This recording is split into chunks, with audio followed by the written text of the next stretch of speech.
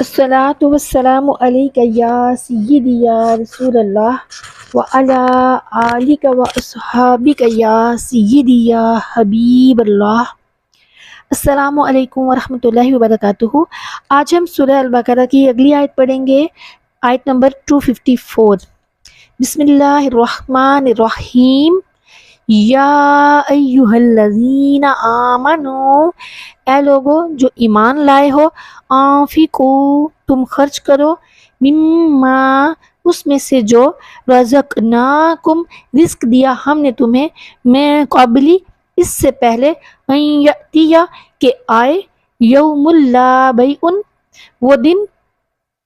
نہ کوئی تجارت کام آئے گی، فیہ جس میں، ولا خلۃ اور نہ کوئی دوستی، ولا شفاعہ اور نہ کوئی سفارش، والکافرون اور کافر، ہم الظالمون وہی ظالم ہیں۔ اس آیت کا بامحاورہ ترجمہ ہے کہ اے لوگو جو ایمان لائے ہو، اس میں سے خرچ کرو جو ہم نے تمہیں رزق دیا ہے،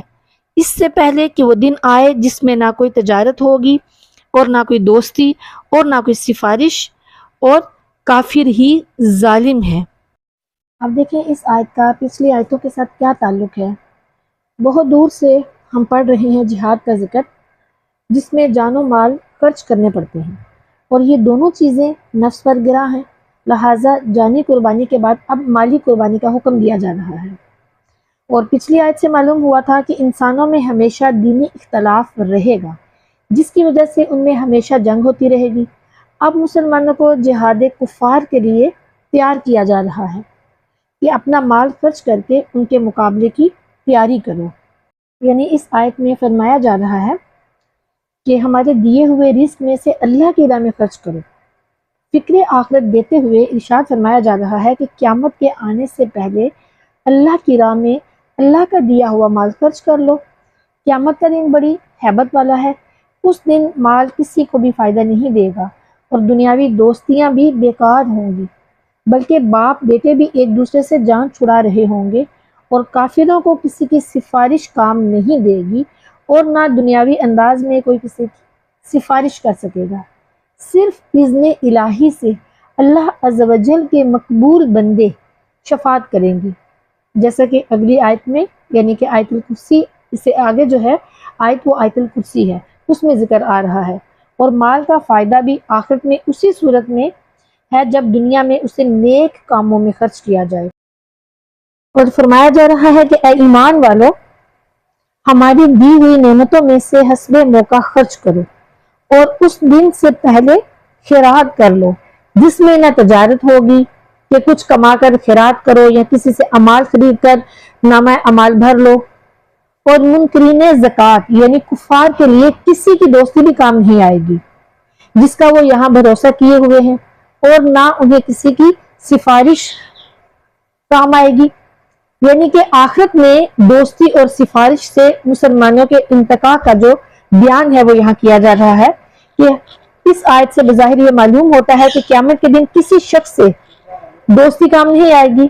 نہ کسی کے لیے سفارش کام آئے گی۔ لیکن قرآن مجید کی دوسری آیات سے یہ متعین ہو گیا کہ محرومی صرف کفار کے لیے ہوگی، مسلمانوں کے لیے نہیں ہوگی۔ مسلمانوں سے دوستی بھی کام آئے گی اور ان کی سفارش بھی کام آئے گی۔ سورہ زخرف میں ارشاد ہوتا ہے، جس کا ترجمہ ہے کہ پرہیزگاروں کے علاوہ اس دن گہرے دوست ایک دوسرے کے دشمن ہو جائیں گی۔ اور آیت کے اگلے حصے میں بیان کیا گیا کہ اور کافر ہی ظالم ہے۔ تو ظالم یعنی کہ ظلم کے معنی ہے کسی چیز کو غلط جگہ استعمال کرنا۔ کافروں کا ایمان کی جگہ کفر اور طاعت کی جگہ معصیت اور شکر کی جگہ ناشکری کو اختیار کرنا، یہ ان کا ظلم ہے۔ اور چونکہ یہاں ظلم کا سب سے بدتر درجہ مراد ہے، اس لیے فرمایا کہ کافر ہی ظالم ہے۔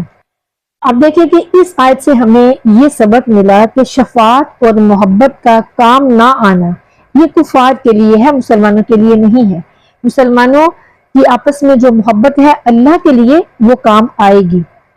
اور دوسرا سبق یہ ملا کہ عوام کو سارا مال خیرات نہیں کرنا چاہیے،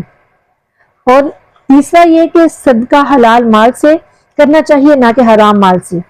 اب صوفیہ کرام اس آیت کی تفسیر میں فرماتے ہیں کہ یا ایھا الذین آمنو، اس میں عام مسلمانوں سے خطاب ہے، مال والوں کی خصوصیت نہیں، لہٰذا مطلب یہ ہے کہ اے ایمان والو، ہماری دی ہوئی نعمت میں سے ہماری راہ میں خرچ کرو، مال، بدن، نفس، وقت، سانس، خیالات میں سے زکوٰۃ نکالو، 24 گھنٹے میں سے کچھ ساعتیں ہمارے ذکر کے لیے وقف کر دو، 24,000 سانسوں میں سے کچھ سانسیں ہماری راہ میں خرچ کر دو، چلنے، چھونے، دیکھنے، بولنے، سمجھنے کی قوتیں جو تم کو دی گئی ہیں یہ ہماری طرف سے دی گئی ہیں، یہ ہماری طرف سے روزیاں ہیں، ان سب میں سے ہماری راہ میں خرچ کرو کہ کچھ ہمارے لیے بولو، ہمارے لیے چلو، ہمارے لیے چھوؤ، ہمارے لیے دیکھو، ہمارے لیے سوچو، کیونکہ دنیا میں کمائی کے 3 ہی طریقے ہیں، تجارت، دوستوں کے ہدیے اور بڑوں کی مدد، تو انہی 3 کی نفی کر دی گئی کہ قیامت میں ان میں سے کچھ بھی نہیں ہوگا۔ خیال رہے کہ بدتر عیب جو ہے، یعنی سب سے بدتر عیب وہ بخل ہے کہ یہ کبھی کفر تک پہنچا دیتا ہے۔ تو صوفیہ کرام فرماتے ہیں کہ جیسے اللہ عز و جل نے بعض لوگوں کو ان کی ضرورت سے زیادہ مال دیا جنہیں غنی کہا جاتا ہے، اور بعض کو ان کی ضرورت سے کم مال دیا جنہیں فقیر کہا جاتا ہے، یوں ہی رب نے اندرونی روزی یعنی امال اور کمال بعض کو ان کی ضرورت سے زیادہ بخشا ہے، جیسے کہ حضرات انبیاء کرام علیہ السلام، صحابہ کرام رضوان اللہ علیہم اجمعین اور اولیاء اعظام، اور بعض کو یہ سب جو ہے ان کو اللہ تعالیٰ نے ان کو بہت زیادہ امال اور کمال عطا فرمایا ہے، اور بعض کو ان کی ضرورت سے کم، جیسے کہ ہم گنہگار ہیں،